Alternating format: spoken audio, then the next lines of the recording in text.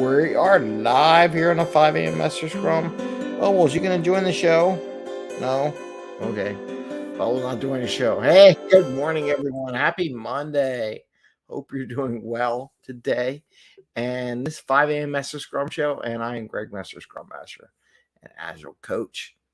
I'm going to talk. So I got my shirt, Tough Cookie Adventure Race. So I got that for helping out with the Girl Scouts and did a family adventure. One day we'll talk about that activity and how I missed that one. It was a fun thing to do, or say do it again. Today I want to talk about selling Girl Scout cookies. That's why I'm wearing the shirt, Tough Cookie. And experiences of actually doing something and practicing it versus just writing in documentation. Oh, let's read the Scrum guide, and that tells us all the documentation we need to know. No, it doesn't. Right? Unless you do it and practice it, it doesn't make any sense. And you're not going to get any better at it, and you just complain. So I want to share some lessons learned of selling Girl Scout cookies at the grocery store, at church, door to door, and how those practices helped me understand and help the girls understand the sales process and what they need to do and what data they need to track. And I'm going to kind of talk about that in relationship to sprint review.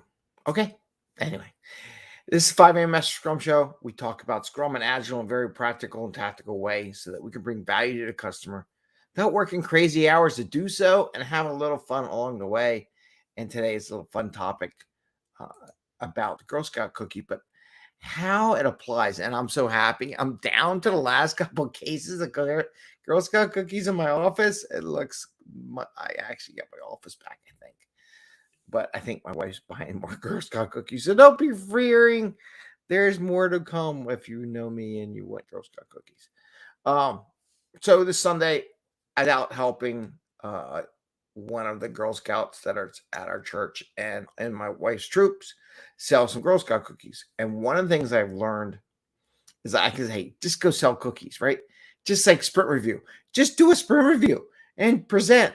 Well, what does that mean? What does that entail? How does that work? I've never done it before. I haven't practiced it very much. I'm not ready for it, right? So those are the kind of things that come up and why it's so important to do it and not avoid it. So when we were doing the Girl Scout cookie stuff, one of the key things is keeping track of which cookies you sell because they have to report that back to the Girl Scouts and they have to keep track of the inventory. And, the Girl Scouts want to know data as far as what cookies are selling. Not just I sell 100 boxes, but what cookies were part of those 100 boxes that you just sold. So one of the things I was sharing with the young lady who was selling the Girl Scout cookies at church with me on Sunday was, first thing to do when you're selling the cookies, mark down which cookies you sell, the actual type, then worry about the money because we can balance the money out by the number of cookies we sell in the end and make sure everything's good.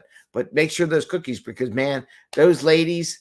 So I give you a funny story. I was accosted by 3 women on the way to church, and they just like, "I want my cookies now." I couldn't even get it into the foyer out of the outside. They were like there, so it was like instantaneously. So I'm just writing checks down, marks, little tick marks on my pad for which cookies they took, and then I took care of the money and everything like that. But they were into it, so it's really fast. And you have to practice this. I mean, seriously, you'd be surprised. Boom, boom, boom, boom, boom. So it's the same idea with all the sprint activities that we do. The Scrum event, especially with sprint reviews. So many teams just think they can do it, but they don't practice it. Then they feel awkward and out of bounds. So practicing and doing is so much different. And again, doing things that you might think selling cookies at the church is one thing, and then selling them at the grocery store or door to door are slightly different. Every one of these particular scenarios provides you with a little alternate twist that you may not pick up on, that may apply and may not apply at different locations, different settings for how you do the sales. So these are all pieces of information. And that also goes to the diversity of how you present it. So you may present it to I'll just present it to PO. Great. PO knows what you're doing, understands the process. Wait till you go to the stakeholders who aren't as familiar with your terminology or what you're doing. It's so important to get in front of stakeholders and present your product. You're going to learn a lot of stuff that may not have learned if you presented it just in front of a product owner and just in front of your team. Now, those are good practices to get you there and get you comfortable, but you need to do the repetition. You need to get out there and do it because everyone's slightly different.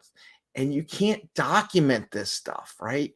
You can put little tips here, make sure this, but until you actually experience it, like when I say the documentation, like put little tick marks on the pad so you know what you sold.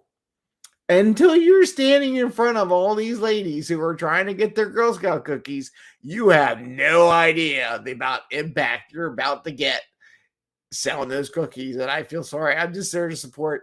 Just give her ideas, keep cookies flowing for the girl. They all want to buy the Girl Scout cookies from the young ladies who are selling them for their fundraiser. And by the way, just so you know, if you ever want, the money from that goes to support the local Girl Scout camps and for the local girls to go on events. Like my daughter went horseback riding, they did archery, they're planning a trip to Savannah, so it does pay off on what they do, and they do benefit from it. And my wife's always trying to organize fun things that they wouldn't necessarily do on their own, but with the group that they can use that money to pay for that. So it is a good thing they do, and it's not for storing. They want you to spend the money every year. So the girls who raise the money in cookies can benefit from the cookies. So it's very agile in the mindset. It's like, we're not doing this to say you could save it for years and years. We want the girls who did the effort to benefit from the cookie sales, which I think is pretty awesome, to be honest with you. So again, practicing getting out there doing it is very key to making all Scrum work. If you do not practice the events every time you have a sprint or a time box, you're not going to get any better at it. You're going to feel awkward at it. And again, the diversity of who you present to will give you new feedback loops that you can't get from documentation. I'm sorry, but you can't get it from just reading the Scrum guide. Doesn't work. It gives you an idea, but until you're standing in front of all those ladies in front of church who want to buy cookies, you have no idea why you're really doing the tick marks. And then when you do it, oh yeah, I got to do tick marks. You want that, I got to, and it's like that, and it's just something that you got to do. And the same thing with the sprint reviews. Until you get in front of those stakeholders and get used to the kind of questions and the fact that they're not into your business every day and do not understand your terminology, your language you use, you don't realize, oh God, they don't know what we're doing. Oh God, we got to do this a little differently. We have to kind of get it ready and prep for it and do things and to make it go well and to satisfy our business customers. There's your value to your customer, right? So I wanted to share that because I'm telling you, the sprint review is like the first thing teams and Scrum Masters give up on during Scrum, which is a shame. That or retros. Those are the two things they give up. They always do their sprint planning. They always do their daily Scrum, but retros and sprint reviews are the two things that the first thing these Scrum Masters give up on, these teams give up. It's really a shame because it's the best way to get feedback loop. So that's what I have today. I wanted to share with you. Yeah, the cookies are still out there. They're still for sale, but it's a fun thing. Doing these different things is bring stuff. I hope you volunteer and do that and get to enjoy and watch all these young people do their cookie sales or volunteer for something, whether it be basketball, hockey, practice, things like that are out there. So with that, practice. Do it. So much better than documentation. You're not going to understand why these 4 events, if you do not practice them and realize all the different nuances to why the tighter time box makes more sense. So with that, I'm going to say happy Scrumming. Have a great day. Oh, don't forget about our Kanban meetup next month on the 15th of February. It's only like 15, 16 more days to go. Please sign up. It's on meetup.com. I put it up on LinkedIn. I'll put some more ads up there or posts up there.